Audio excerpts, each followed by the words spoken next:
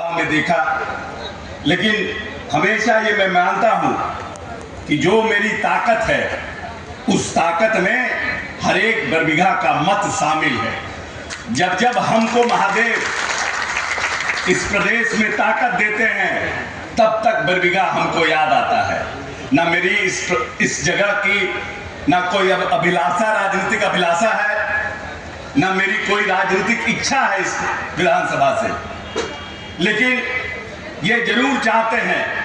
क्योंकि ये पेड़ आपका लगाया हुआ है, इसीलिए पहला फल का अधिकारी आप हैं। और अगर इस पेड़ में जब जब फल लगेगा तो उसका सबसे पहला अधिकार बरबीघा विधानसभा की जनता का होगा। और हम आज आपके बीच आए हैं बिहार सरकार के मंत्री के रूप में नहीं, उस अशोक चौधरी के रूप में जिस विषम परिस्थिति में 2010 में इस बरबीघा प्रखंड ने 22,000 मतों से हमें आगे बढ़ाने का काम किया था। वैसे तो हम चुनाव 1200 वोट से हार गए थे, लेकिन जनरल चुनाव एक दलित का बेटा लड़ रहा था और पूरे बरबीघा की जनता ने उसका परचम ऐसे पकड़ा हुआ था जैसे कि उसके घर का बेटा इस चुनाव लड़ रहा था। उस बात को हम भूले नहीं हैं। और बरबीघा से प्रेम और लगाव का सबसे बड़ा कारण है कि विषम परिस्थितियों में भी आपने मेरे पिताजी को 4 बार और 2 बार मुझे इस विधानसभा से जिताने का काम किया है। जब प्रेम या स्नेह आदमी को कभी भी भूलना नहीं चाहिए। आदमी जब जब ताकतवर होता है, जिसने इस बीच में पानी और खाद देने का काम किया है, उसको हमेशा याद रखना चाहिए। और उसी ध्येय से, उसी प्यार से, उसी भाव से हम बरबीघा में हमेशा आने का प्रयास करते हैं। वैसे तो बरबीघा के हर एक बूथ, अब कुछ बदला हो नहीं जानते हैं, बरबीघा का हर एक बूथ का खिड़की किधर खुलता है और बूथ का दरवाजा किधर है, ये भी हमको पता है। हम कृष्णा शाही के लोकसभा चुनाव से और अपने पिताजी के 85 के चुनाव से इस विधानसभा में हमने राजनीतिक तो नहीं, लेकिन एक छोटे से कार्यकर्ता के रूप में चलकर भी शुरू की थी। और तब से आज तक हमेशा हमने बरबीघा का कभी दामन छोड़ने का काम नहीं किया है, न कभी मरते दम तक कभी दामन छोड़ने का काम करेंगे। आज इस जनसंवाद कार्यक्रम के माध्यम से माननीय नेता ने, हम तो नीतीश जी के पास 2017 में आए और उसके पहले हम लंबे समय तक कांग्रेस में, पिताजी कांग्रेस में, लेकिन मैंने कांग्रेस के प्रेसिडेंट सोनिया जी को जाकर के, अब उसमें अहमद पटेल मर गए हैं, हमने आग्रह किया था कि कांग्रेस को प्रदेश में अपने बलबूते पर खड़ा होने का मौका दीजिए, लेकिन कांग्रेस पार्टी को उन्होंने मौका दिया नहीं कि कोई राजनीतिक मंच है नहीं, तो हमें मजबूरन नीतीश जी के साथ आना पड़ा। और जब से नीतीश जी के पास आए, नीतीश जी के साथ काम करने का मौका मिला,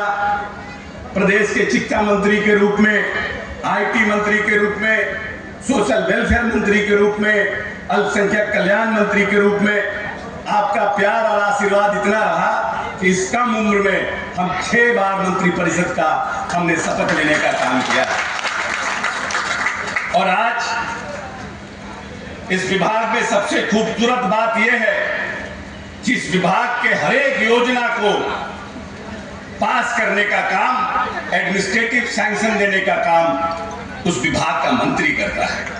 ये विभाग, सब विभाग में ऐसी परंपरा नहीं है, लेकिन ग्रामीण कार्य विभाग में छोटा से छोटा योजना भी माननीय मंत्री जी के अप्रूवल से होता है। और यही कारण है कि हमने बरबीघा पर अपना विशेष ध्यान देने का काम किया और प्रयास किया कि बरबीघा में और शेखपुरा जिले में सबसे ज्यादा पुल और सड़क बनने का काम हो, क्योंकि ये जीवन में महादेव बहुत कम लोगों को मौका देते हैं और आज मौका दिए हैं ग्रामीण कार्य विभाग के रूप में। इसीलिए बरबीघा और शेखपुरा की जनता को यह एहसास होना चाहिए कि जब उसका बेटा ग्रामीण कार्य मंत्री बना था तो उन्होंने इस जिले के सभी पुल और सड़क जिस दिन को सड़क को जनता ने मांगने का काम किया, माननीय मंत्री ने और बेटे ने इस प्रदेश में करने का, इस जिले में करने का काम किया। लगभग इस प्रदेश में जब माननीय नेता नीतीश कुमार आए तो सबसे पहले 2005 में आपके प्यार और आशीर्वाद से तो इस पूरे बिहार का विकास दर मात्र 2.3% था और बिहार की स्थिति ऐसी थी कि बिहार 118 नरसंहार का और धार्मिक उन्माद का यहां परचम लहरा रहा था। धार्मिक उन्माद, जातीय उन्माद और 118 नरसंहार। उन परिस्थितियों में आपके प्यार और आशीर्वाद से माननीय नेता को यह बिहार का बॉर्डर मिला था और जब नेता को यह बिहार मिला तो यह बिहार मात्र 24,000 करोड़ के बजट का बिहार था और आज अपने 20 वर्ष के कार्यकाल में अपनी दूरदर्शी सोच, अपने वित्तीय प्रबंधन, अपनी दूरदृष्टि से माननीय नेता ने बिहार के बजट को 3,18,000 करने का काम किया है और इन 3,18,000 के बजट में न सिर्फ बिहार की मूलभूत संरचनाओं को बदलने का काम किया बल्कि इस बिहार को वैसे जगह पर ले जाने का काम किया जो बिहार आज पूरे देश में सबसे तेज गति के विकास दर से आगे बढ़ने वाला राज्य बना है। 2.3 से 10.7 एक करने का काम माननीय नीतीश कुमार ने किया। 46% लोग गरीबी रेखा से नीचे थे जब नेता 2005 में आए थे। आज मात्र 16% लोग गरीबी रेखा के नीचे हैं। जो व्यवस्था नीतीश जी ने किया, सामाजिक न्याय के साथ विकास, न्याय के साथ विकास, हर एक पायदान पर जो व्यक्ति कमजोर व्यक्ति पड़ा है उसको उठाने का जो उन्होंने निर्णय किया कि हम न्याय के साथ विकास करेंगे। जब 2005 में आए थे तो पूरे हिंदुस्तान बिहार में उन्होंने सर्वे कराया और पता चला कि 10.5% बच्चे स्कूल के बाहर हैं और आज मात्र 1% से भी कम बच्चे स्कूल के बाहर रह गए हैं और उस पर भी बिहार सरकार काम कर रही है। माननीय नेता ने सर्वे कराया कि क्या कारण है कि 4 लाख बच्चे मैट्रिक पास करते हैं और उसमें मात्र 50,000 बच्चियां हैं। क्या कारण है कि हमारे यहाँ बच्चियों का ड्रॉप आउट रेट चौथी और 5वीं के बाद बहुत खराब हो जाता है, बच्चियों की संख्या नगण्य हो जाती है। जब नेता ने सर्वे 2 लाख बच्चियां हैं, 50% से ज्यादा इस प्रदेश में बच्चियां मैट्रिक की परीक्षा पास करने का काम कर रही है। मैट्रिक की परीक्षा में 10,000, +2 में 15,000, ग्रेजुएशन में 50,000 की जो राशि माननीय नेता ने फिक्स किया उससे लड़कियों में पढ़ाई के प्रति रुझान बढ़ी और जो एक बड़ी आबादी 50% से अधिक महिलाओं की इस प्रदेश में है वो भी सबल होने का काम करना शुरू की। माननीय नेता ने इस प्रदेश में महिलाओं के लिए, अति पिछड़ों के लिए, दलितों के लिए पंचायती राज व्यवस्था में आरक्षण की व्यवस्था की और आज ये प्रसन्नता है कि लगभग पूरे हिंदुस्तान में महिला सशक्तिकरण पर जितना काम बिहार सरकार ने किया है शायद बिहार के हिंदुस्तान के किसी राज्य ने नहीं किया है। आज 1,20,000 जीविका दीदी के माध्यम से इस प्रदेश में काम हो रहा है, चाहे दीदी की रसोई हो और उसके बाद जो पोशाक योजना हमारे बच्चों को जा रहा है उसका योजना हो, सबको माननीय नेता ने जीविका दीदियों के माध्यम से करने का निर्णय हुआ। इसीलिए जो 46% से घटकर 16% गरीबी रेखा से नीचे लोग आए हैं उसमें जीविका दीदियों का बहुत महत्वपूर्ण योगदान है। और आज हम सब लोग आज यहाँ आए हैं और हमारे माननीय 64 करोड़ की राशि से मुख्यमंत्री ग्रामीण सड़क सुदृढ़ीकरण और प्रबंधन योजना को लेने का काम किया गया है। मुख्यमंत्री ग्रामीण संपर्क योजना के माध्यम से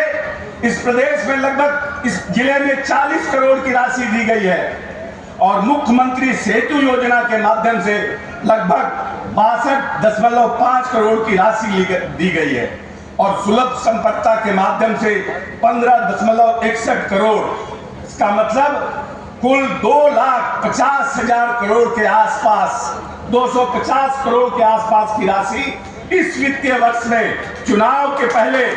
इस जिले में खर्च करने का निर्णय सरकार ने लिया है। और सरकार चाहती है कि कुछ ऐसे योजना है, जैसे बरबीघा गौशाला से तेउस सुभानपुर आदि पथ से उदी पथ 4.55 किलोमीटर 2.75 करोड़ की लागत से इसका काम हो रहा है।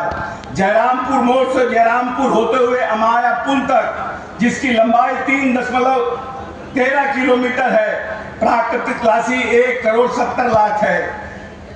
T1 राकर मोड़ से लोहान पथ पार्ट 4 फ्रेम केवाली, जिसकी लंबाई 7.17 किलोमीटर है, लगभग 6 करोड़ की राशि से ये रोड बनने। जिस महादेव की ताकत से आपने हमें इतना